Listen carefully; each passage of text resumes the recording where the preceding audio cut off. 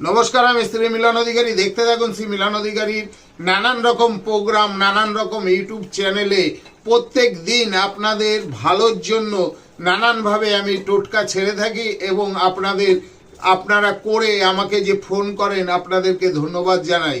তাই আজকে যেটি বলছি, দেখুন, এই বর্তমান সময়ে ভালো থাকাটা খুব কঠিন।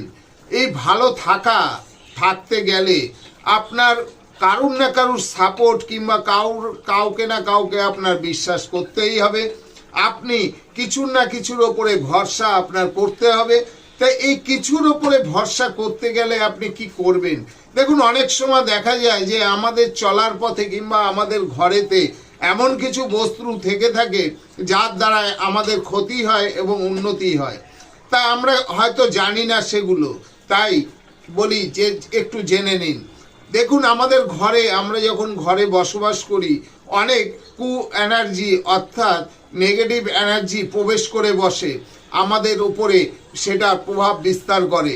এবং গ্রহের একটা বিশাল ফ্যাক্ট আছে, যেটা নাকি গ্রহের দ্বারায় মানুষের জীবনে নানান রকমভাবে ক্ষতি করে থাকে। তা এই গ্রহের হাত থেকে মুক্তি পেতে আপনি এই উপায়টি করবেন। আপনি প্রত্যেক দিন আপনার ঘরের রুটি তৈরি হয়, তা এখন ম্যাক্সিমাম বাড়িতেই রুটি তৈরি হয়।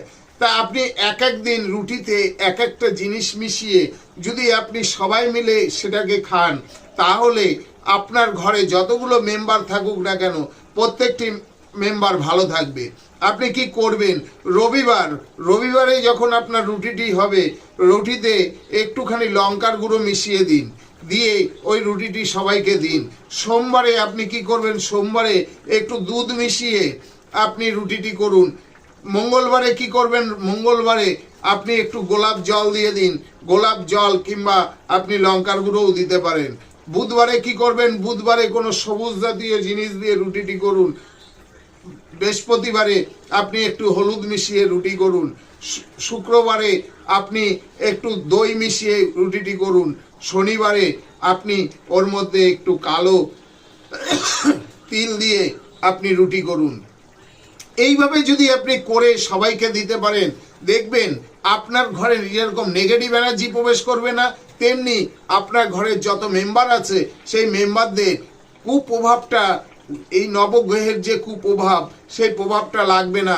সবাই মিলে খুব ভালো থাকবেন। আমি মিলন অধিকারী আপনাকে চ্যালেঞ্জ করে বলছি, এবং আমি যে কোনো টোটকা ছাড়ি, আমি আগে পরীক্ষিত করি, তারপরে আপনাদের দিই। আপনারা সবাই ভালো থাকবেন, সুস্থ থাকবেন, এই কামনা আমি সব সময় করি। তবে